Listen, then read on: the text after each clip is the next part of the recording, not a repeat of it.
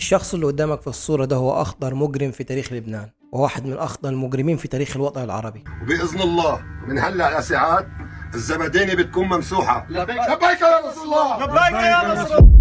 قدر يبني امبراطورية كاملة أقوى جيوش المنطقة ما قدرتش تهدها، لدرجة إن أمريكا وأوروبا اعتبروه مجرم خطير، والإنتربول كان عاوز يقبض عليه بتهمة الإرهاب. زعتر معروف بلقب اسكوبار لبنان، ومشهور لأنه أحد أكبر تجار المخدرات وتصنيع الكبتاغون وتهريب السلاح بين لبنان وسوريا.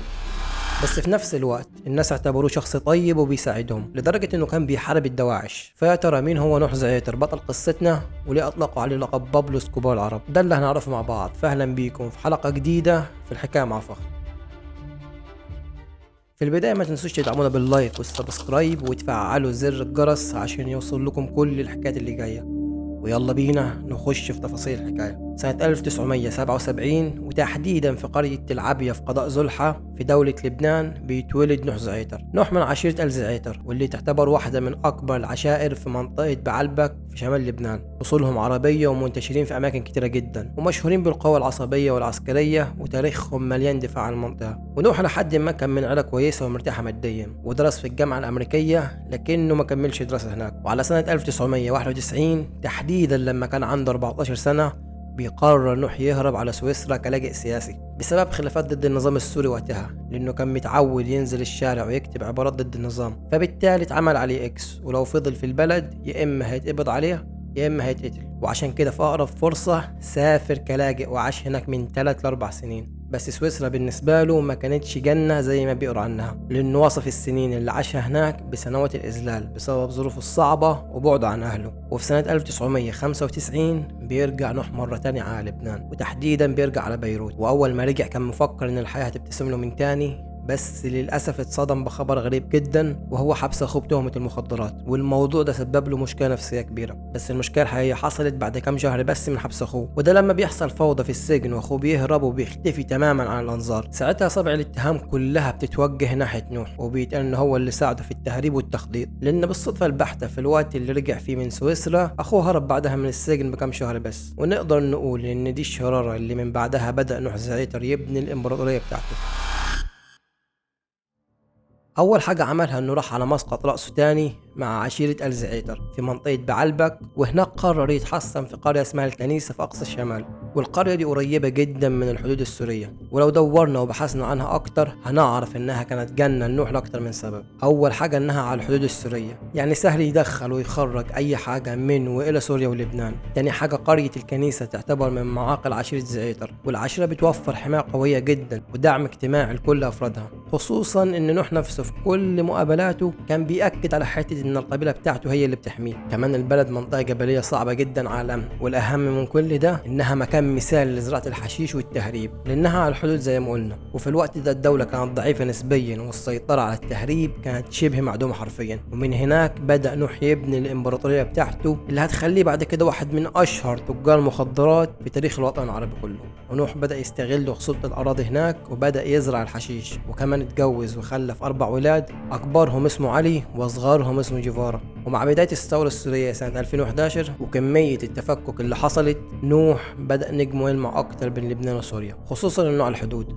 وحول المنطقة بالكامل لمركز لتهريب المخدرات. وقدر يستغل الفوضى والحدود المفتوحة وأسس معسكرات مسلحة، وكان بيدير مصانع للحشيش والكبتاغون، وبيصدر لأكتر من دولة، أهمهم وأولهم طبعا سوريا. ونفوذ زعتر عند الحدود السورية اللبنانية كان بمساعدة حزب الله، اللي بتقول بعض المصادر إنهم كانوا بيهربوا سلاح مع المخدرات. ومع الوقت بدأت علاقته بعيلة الأسد تكبر، وظهرت لي صور كتيرة جدا وهو قاعد مع وسيم الأسد، واتقال إن الاتنين بيديروا منظمة كبيرة جدا لتجارة الحشيش والكبتاغون. بس عايز أقول لك إن عيلة الأسد باعوه في الآخر. وفي سنة 2023 وسيم الأسد نفى أي تورط مشترك بينه وبين نوح زعتر في تصنيع أو تجارة الكبتاغون، وإن اللي جمعه بنوح سواء في لبنان أو أي دولة تانية كان مجرد صداقة. وشخصية نوح زعتر يا صديقي لو حاولت تفهمها هتلاقي كل حاجة وعكسها. يعني على سبيل المثال نوح بيرفض تماما وصفه بانه تاجر مخدرات، ودايما بيقول انه مزارع، يعني هو بيزرع نبات الحشيش وبيبيعه، ملوش دعوه بعد كده ايه اللي بيحصل. وبيقول ان اللي بيصنعوا المخدرات المخدرات معروفين في لبنان واسألوا الجيش عنهم. والأغرب من كده إنه شايف زراعة الحشيش شيء طبيعي جدا ولازم الدولة تدعمه،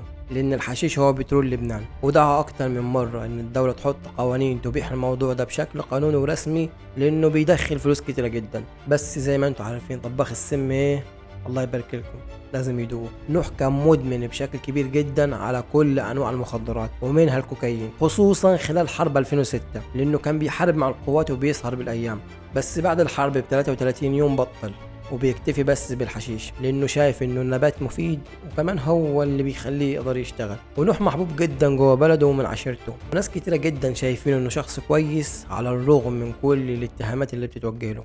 معروف انه بيساعد الناس كلها وبيحاول يعمل خير كتير وبيطلع فلوس للفقراء والمحتاجين، وكمان بيصرف على البنيه التحتيه للبلد. هو ما عندوش مشكله انك تقول عليه مزارع حشيش، لانه في لقاء مع قناه الجديد اللبنانيه سنه 2016 اعترف بنفسه بزراعه وبيع الحشيش كنبات، لكنه انكر انه رئيس لعصابات منظمه وانكر انه بيصنع مخدرات. بس الامبراطوريه الكبيره دي مستحيل تقوم وتفضل موجوده طول السنين دي من غير ظهر يحميها. ولما تسأل نوح أكتر من مرة مين اللي بيحميك وبيأمن ظهرك، هل حزب الله ولا النظام السوري السابق ولا الجيش اللبناني، كان بينفي كل الكلام ده وقال إن عشيرته هي اللي بتحميه. بس طبعا الكلام ده مش صحيح، خصوصا إنه ظهر في أكتر من صورة وفيديو وهو قاعد مع جنود من حزب الله.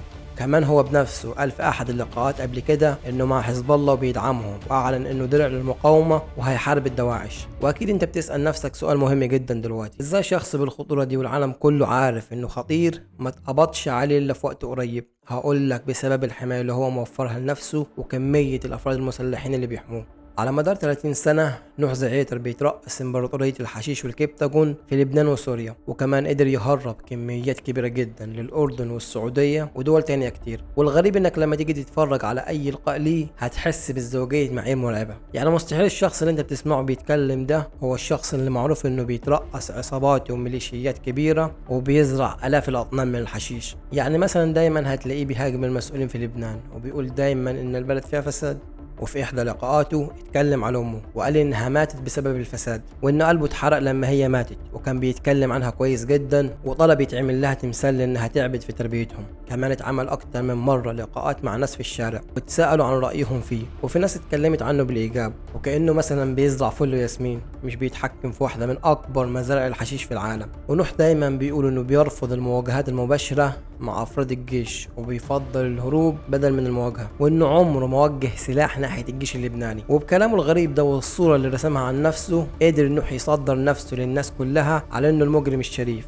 الشخص ده أي نعم بيزرع حشيش، لكنه مفيش مشكلة يطلع يقول إن الحشيش ده مفيد وينصح الناس إنها تتعاطى جزء بسيط منه، لدرجة إنه بيشجع ابنه على كده. وبيرفض تماما وصفه هو والعصابات بتاعته إنهم ميليشيا، لكنه ما عندوش مشكلة في نفس الحوار يعلق ويقول إن السلاح زينة الرجال، وإنه بيشيل السلاح كدفاع عن النفس والأرض، وإنه لبى نداء السيد حسن نصر الله في الدفاع عن الحدود. ميكس حرفيا بين النرجسية وازدواجية المعايير كلها في شخص واحد. عشان كده ما كانش ينفع يفضل حر. والنهاية بدأت سنة 2021 لما المحكمة العسكرية اللبنانية حكمت عليه غيابيا بالسجن المؤبد مع الأشغال الشقة بتهمة الإتجار بالمخدرات. كمان في يوليو سنة 2021 اتقبض على علي ابنه في منطقة كسروان في شمال بيروت واتهموه بتعاطي المخدرات. وفي مايو سنة 2021 اتقبض على حسين زعيتر ابن أخوه بسبب تهريب المخدرات للكويت واتحكم عليه بالسجن 90 سنة. كل ده وأكتر يبين لنا إن أفراد الأمن كانوا عارفين كويس جدا إنك عشان توقع شخص زي نوح بالإمبراطورية والعصابات اللي عنده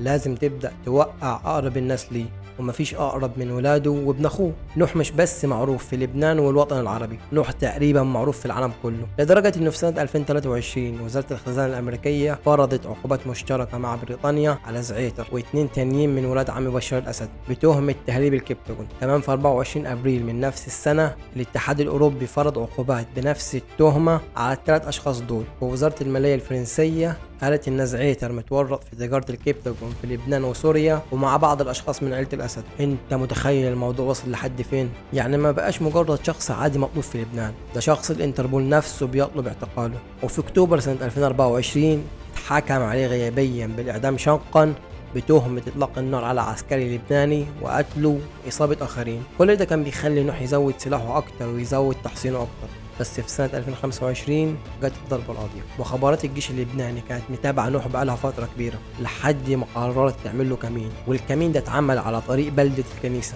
وقبل الكمين ده اتعمل له سلسلة عمليات رصد ومتابعة طويلة جدا، وبعض المصادر بتقول انها وصلت 3 ايام، ونوح طول الفترة دي كان تحت المراقبة من مديرية المخابرات. ويوم الخميس 20 نوفمبر الصبح سنة 2025 نوح كان ماشي بالعربية بتاعته على الطريق في امان الله من غير الموكب الكبير اللي متعود يمشي بيه، وفي لحظة القوة الخاصة هجمت عليه وهو سلم نفسه من غير أي مقاومة مسلحة، وما حصلش أي تبادل في إطلاق النار. وللعلم الاعتقال ده حصل بعد يومين بس من مقتل جنديين لبنانيين في اشتباك مع مهربين خلال حملة لمكافحة المخدرات، ويمكن ده اللي زود الضغط على الجيش عشان يعتقله. وفورا نقلوا لوزارة الدفاع وبدأوا يحققوا معاه تحت إشراف القضاء العسكري، والجيش أصدر بيان رسمي بالقبض عليه بس ما قالوش اسمه، هم اكتفوا بالحروف نون زين ووصفوه بأحد أخطر المطلوبين. وطبعا الناس عرفوا انه نوح زعيتر، وبعدها خرج المحامي الخاص بيه اشرف الموسوي وقال ان نوح صدر ضده اكتر من 150 حكم مؤبد بالاضافه ل 1000 مذكره توقيف، ونفى كل الاتهامات الخاصة بموكله بخصوص تهريب الأسلحة، وقال إنه كان تاجر مخدرات بس، وإن كل المعلومات بخصوصه هو وحزب الله مش حقيقية. وفي 3 فبراير وقف قدام المحكمة العسكرية، والمحكمة كان قدامها 40 ملف أمني بخصوص نوح، معظمها من التسعينات لحد 2024. نوح ظهر في الجلسة وهو قاعد على كرسي ومش قادر يقف بسبب الضرب عن الطعام، وطلب إنه يتم نقله من مبنى التحقيق الانفرادي للمبنى المركزي عشان يشوف عيلته، والمحكمة وافقت على الزيارة العائلية. وبخصوص ال 40 ملف ففي 33 منهم حصل لهم اسقاط دعوة، واخد براءة في 3 ملفات، واتحكم عليه في 4 ملفات بس، وخد عن كل ملف شهر واحد سجن بمجموع 4 شهور سجن. وطبعا كل ده كان متعلق بملفات الجنح الصغيرة زي ضرب النار وحيازة الأسلحة، أما الملفات الكبيرة زي التجارة وتصنيع المخدرات وقتل العسكريين وإطلاق النار على الجيش لسه ما اتفتحتش لحد دلوقتي. ومن فترة مش طويلة خرج واحد من أبنائه في فيديو يدافع عن أبوه، وقال إنه عمره ما رفع سلاح في وش الجيش ولا عمره ما قتل عسكري، ونفى عن أبوه تهم كتيرة جدا اتوجهت له،